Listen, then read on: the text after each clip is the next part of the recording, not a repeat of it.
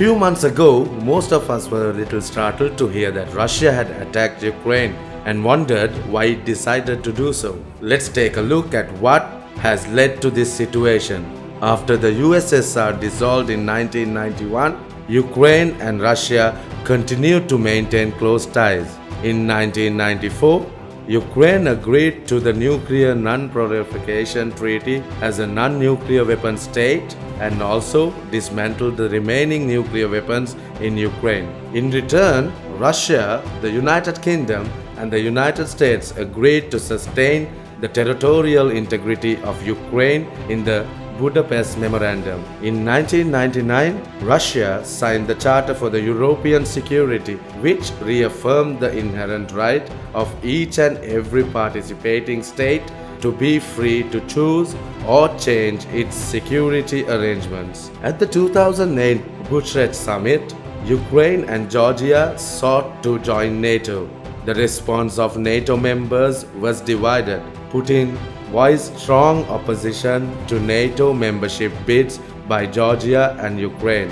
However, in the months prior to the 2022 invasion, the possibility of Ukraine joining NATO remained far off.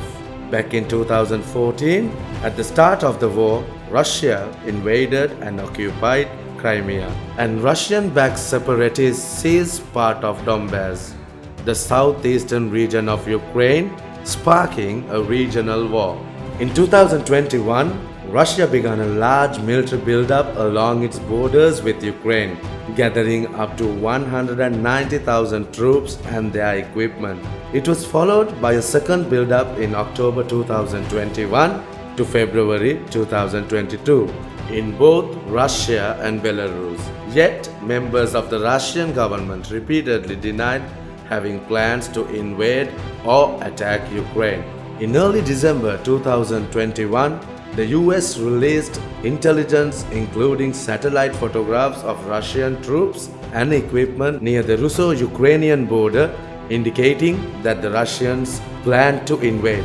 The intelligence also reported that the Russians had a list of key sites and individuals. Intelligence reports released by the US continued to accurately predict invasion plans. The 2022 invasion began on the morning of 24th February when Putin announced a special military operation to demilitarize and denazify Ukraine. Minutes later, missiles and airstrikes hit across Ukraine, followed by a large ground invasion from multiple directions. The war has caused the largest refugee and humanitarian crisis within Europe, described by the UN as the fastest growing crisis since World War II. In the first week of the invasion, it reported over 1 million refugees had fled Ukraine.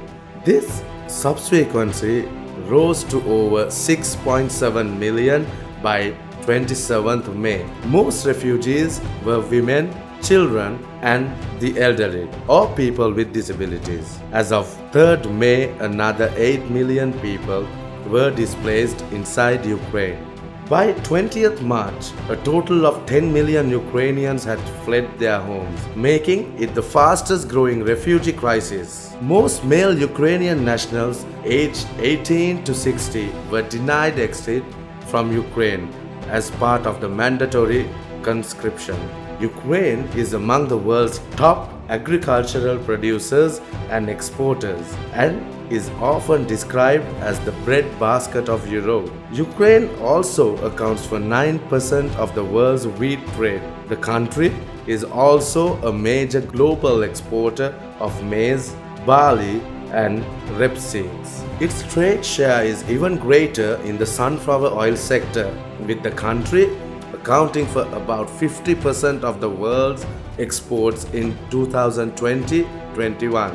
On the eve of the invasion, an estimated 6 million tons of wheat and 15 million tons of corn had been prepared for export. Rising natural gas prices are pushing agricultural fertilizer prices higher, contributing to increasing food prices globally.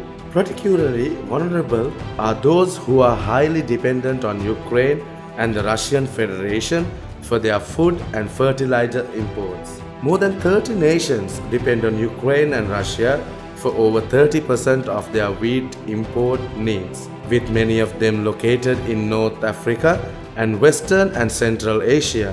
The world fuel prices have also been rising rapidly. This started in 2020, before the war in Ukraine.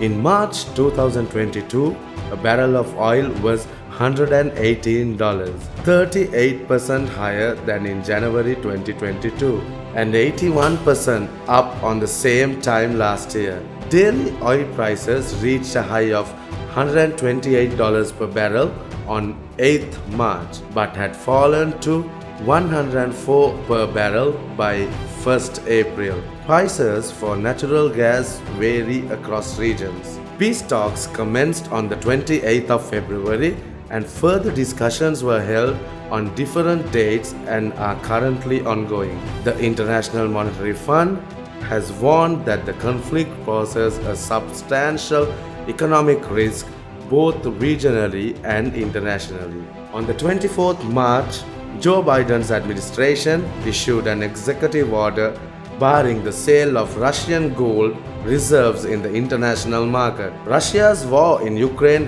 has created immense human suffering, but it is also damaging global trade, says the World Trade Organization. It also stated that disruptions of food supplies could have potentially dire consequences for poor countries.